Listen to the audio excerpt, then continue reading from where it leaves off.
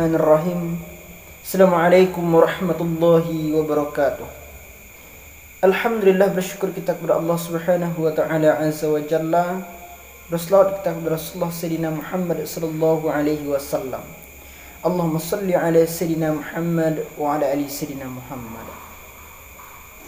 Baiklah teman-teman semuanya, pada kesempatan kali ini kita akan menyambung pembahasan yang sebelumnya. Kita akan menjawab pertanyaan-pertanyaan yang muncul di kolom komentar di pembahasan yang kemarin. Akan kita jawab dua pertanyaan pada kesempatan kali ini. Yang pertama, apakah orang yang bercadar itu harus berilmu tinggi atau bagaimana? Yang kedua, apakah hukum ruqyah? Di sini saya akan menjawab sependek pengetahuan saya dan dengan buku yang pernah saya baca.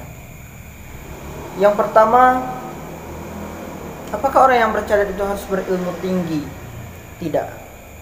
Siapapun orangnya boleh bercadar. Seperti yang kita bahas di video-video yang sebelumnya, bercadar itu banyak daripada ulama yang mengatakan wajib, ada yang mengatakan sunnah, dan ada yang mengatakan mubah. Oleh karena itu, tidak ada larangan untuk memakai cadar. Jadi siapapun boleh memakai cadar, asalkan dengan nawaitu, dengan niat yang jelas, benar-benar dengan niat ingin memakai cadar, bukan hanya untuk bergaya dan lain sebagainya. Jadi siapapun boleh memakai cadar, tidak harus yang berilmu tinggi, tidak harus yang berpemahaman agama, dan juga tidak harus yang hafiz maupun hafizah. Siapapun boleh memakai cadar, asalkan dengan nawaitu atau niat yang jelas, bukan untuk mempermainkan agama saja. Yang kedua, apakah hukum ruqyah? Ruqyah itu benar adanya. Ruqyah itu adalah metode penguatan dari Nabi Mustafa Muhammad sallallahu alaihi wasallam. Dikisahkan suatu ketika dalam perjalanan Nabi Mustafa Muhammad sallallahu alaihi wasallam beserta sahabat ingin pergi ke suatu tempat. Di tengah perjalanan, hari sudah sore, Nabi dengan sahabat ingin masuk ke dalam kampung. Namun kepala dusun atau kepala kampung tersebut tidak mau menerima Nabi. Akhirnya Nabi hanya membuat tenda atau tempat peristirahatan di luar pagar saja. Di waktu yang bersamaan, sakit kepala kampung tersebut. Singkat cerita, di sana tidak ada tempat berobat. Akhirnya timbul pemikiran untuk minta tolong kepada sahabat dan kepada Nabi dengan rombongan. Akhirnya salah seorang dari penghuni kampung tersebut menemui sahabat Nabi. Singkat cerita, akhirnya sahabat Nabi mengobati kepala kampung tersebut.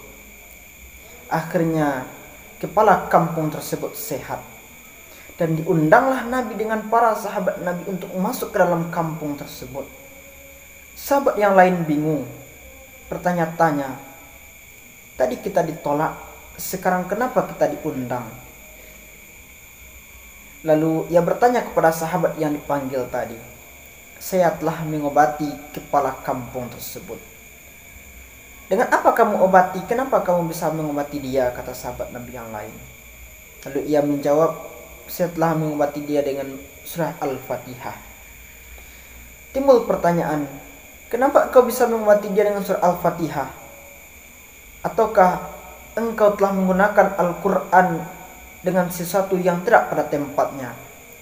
Lalu dikatakan kepada Nabi, dan Nabi menjawab, itulah yang dinamakan dengan ruqyah. Jadi ruqyah adalah mengambil keberkahan dari ayat Al-Quran, memang semata-mata dari ayat Al-Quran.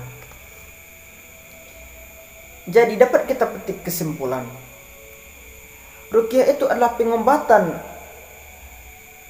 mengambil keberkahan dari ayat Al-Quran, memang semata-mata dari ayat Al-Quran.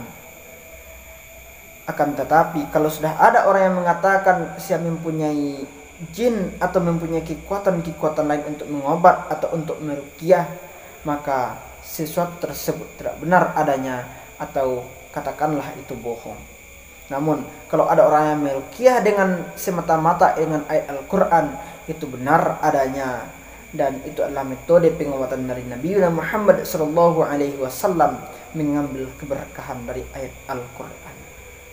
Demikian yang dapat saya sampaikan, mudah-mudahan bermanfaat bagi kita semua. Bagi teman-teman yang ingin merequest, silahkan request untuk judul yang selanjutnya. Mohon maaf atas kesalahan. Wallahu a'lam bishawab wa ilaihil marji wal ma'ab.